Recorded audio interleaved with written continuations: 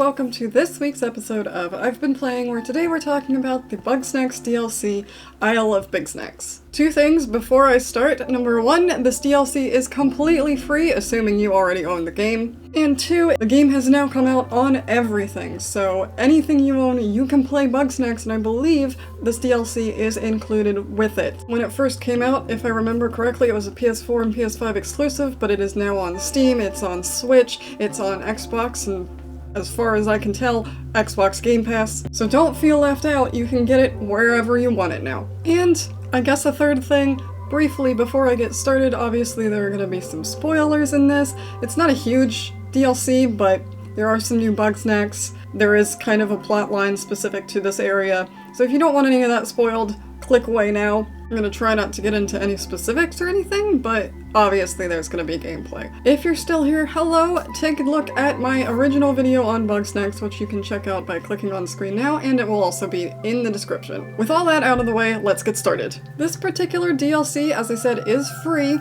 and basically what it does is it adds a new area to your map to explore. It adds 11 new Bugsnax to catch, and, as I said, its own plotline. Which is not particularly long, but it's a free DLC. Who's going to complain about more content if they enjoyed the game? Literally no one. And it brings in some new mechanics. This new area in particular is an island that suddenly appears off the coast of Snaktooth Island. And after a bit of an introduction, you raft over to this island and explore it. That's the main idea behind this DLC. Now, as I said, it's not particularly long. There are 11 Bugsnax to catch. Some of them are infuriating to catch. That problem is kind of not universal in the game, but it does come up on occasion. There are some Bugsnax that are particularly hard to catch, or annoying to catch, more than anything. Of the 11 in this DLC, there were two in particular that I found not super difficult, but just kind of tedious, which is another thing you'll come up against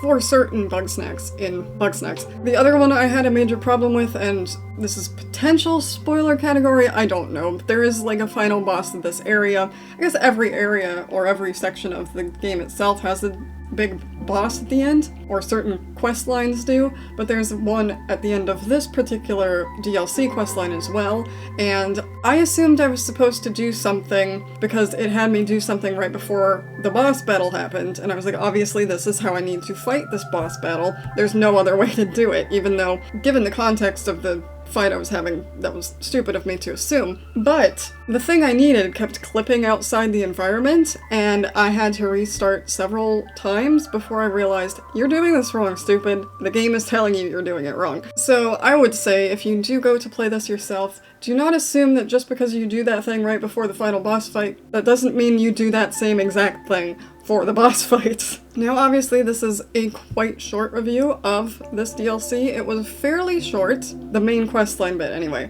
There is a little bit more that's added in as well, and now I guess would be the time to talk about that. So all of this stuff you can do is pretty much explained by the trophy descriptions, or I guess achievement descriptions. It depends on where you're playing it at this point. But the first one is just the questline itself. The second one is hats. So now every once in a while, you will come across Bugsnax that have hats on their heads. They're not really always super obvious. It's not like a quest line itself that just starts, you have to catch one with a hat before it tells you there are ones with hats around. And there's a whole bunch of hats. You have to collect 10 for the trophy, but I think there are more than that. And you have a clue on, it's Gramble, right? Oh my god, I forget all their names. Gramble's Barn. It shows you a picture of what area has a Bugsnax with a hat on it, but it doesn't tell you which snack it is, where it is, that kind of thing.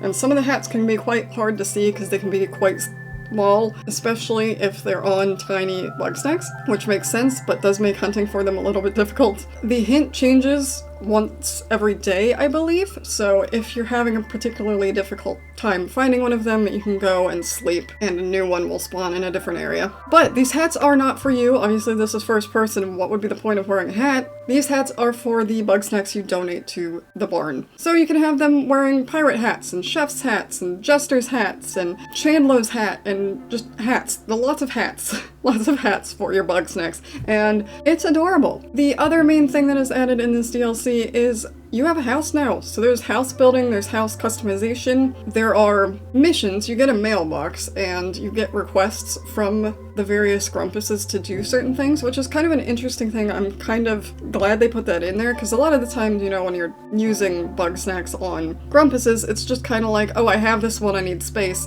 do this. But they have certain quests in these letters, I guess they send you, and sometimes it's feed a certain type of Bugsnax to one of the Grumpuses. So like one of them is feed all 4 varieties of soda Bugsnax to one Grumpus. So there's some of that, there's some finding some lost stuff for some of them on occasion, there's some for donating to Shelda, there's some other ones that are just like get Bugsnax to do a specific thing or scan them when the specific thing is happening, that kind of thing.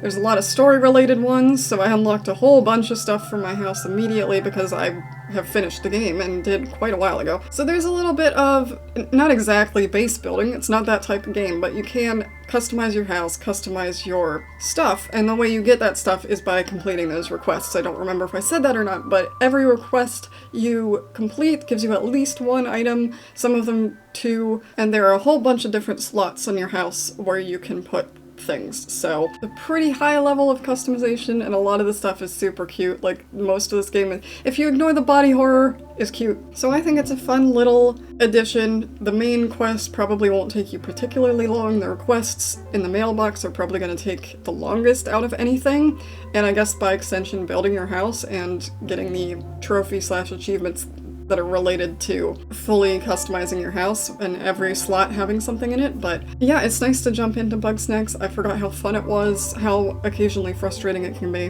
but it's just a fun game. It's silly, it's a little scary sometimes, it's a little horrifying, but it's a fun game, and I enjoy myself with it, and I'm glad I have an excuse to jump back in. And that's about all I can say about the Bugsnax DLC, because there's not much else to it. It's a decent chunk of gameplay you're probably gonna add, but it's not like the most massive DLC you're ever gonna get. And as I said, it's free, so if you have the game or want the game, you get bonus content immediately. So there you go.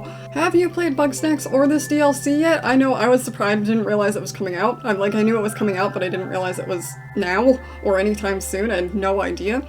So, did you even know it existed yet? Let me know what you think down in the comments down below, and I will see you next time.